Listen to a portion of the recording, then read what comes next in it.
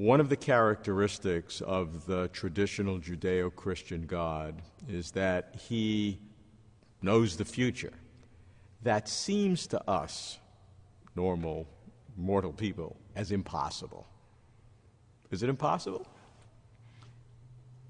No, I don't think that's at all impossible, and I think there are a variety of models that one could use to explain how God knows the future.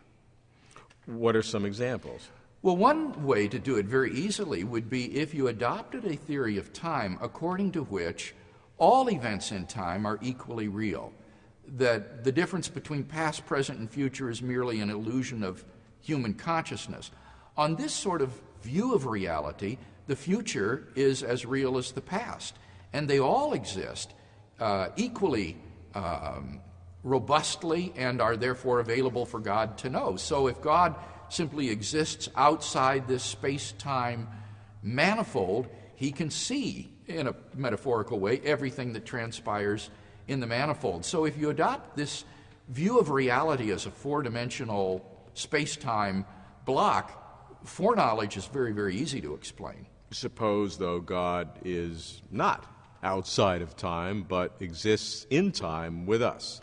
Then how does he see the future? Well, that's a very interesting way of putting the question. How does he see the future, you said? And I think, Robert, that betrays a presupposition that God's knowledge is akin or analogous to perceptual knowledge. And on this view, we think of God's knowledge of the future as some sort of foresight, that he looks ahead and sees what's going to happen, and that's how he knows it. And this kind of perceptual approach to God's knowledge, I think, does run into real problems if you have a view of time according to which temporal becoming is a real and objective feature of reality. Because it hasn't happened yet. Because there is no reality to look ahead and see. But I think that construing God's foreknowledge on the model of perception is just completely wrong. When you think about God, that's terribly anthropomorphic in any case. God's knowledge of mathematical truths or ethical truths isn't based on anything like perception. Rather, I would adopt what we could call a conceptualist model of God's foreknowledge rather than a perceptualist model. A conceptualist model of God's foreknowledge would be more on the analogy of innate ideas. Persons like Plato, for example, thought that we have innate knowledge of certain truths and that education is not really acquiring or learning new truths, but simply bringing to consciousness this innate knowledge that we already have.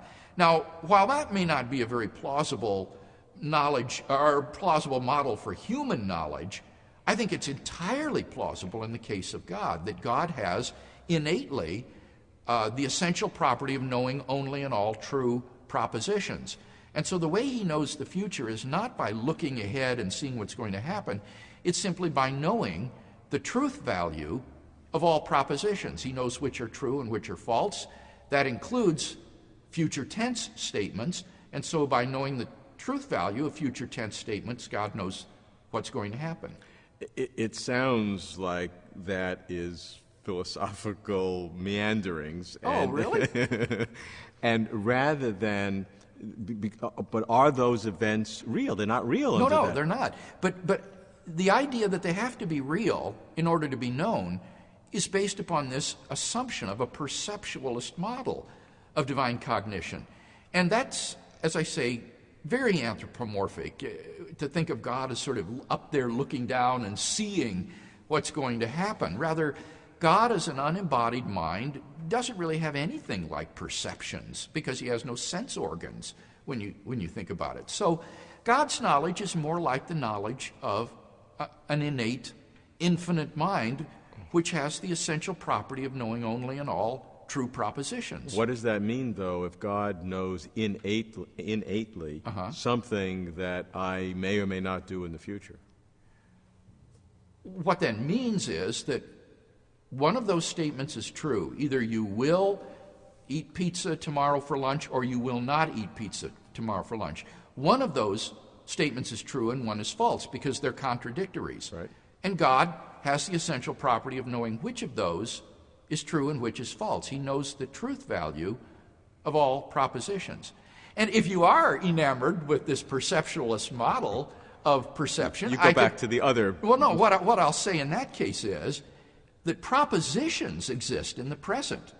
And so God can just look at the proposition and see what its truth value is. In the same way that he can look at a dog and see what color the dog is. It has the property of being brown rather than the property of being white. God can look at these propositions and see which ones have the value true and which have the value false. So in the present. Yeah, in the present, because there are presently future tense propositions, past tense propositions. God can look at them and see their truth value. So now, I think that's completely misconceived. As I say, his knowledge isn't like perception, but for those who are wedded to this idea of perception, they seem to have forgotten about these propositions that exist that God could look at and inspect.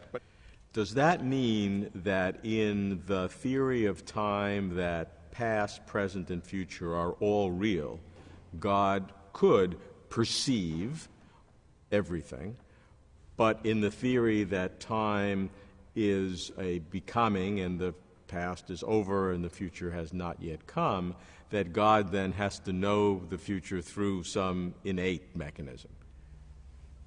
I think that the analogy of perception works on the tenseless view of time where everything is equally real. But that analogy of perception is flawed when it comes to the view of time as dynamic.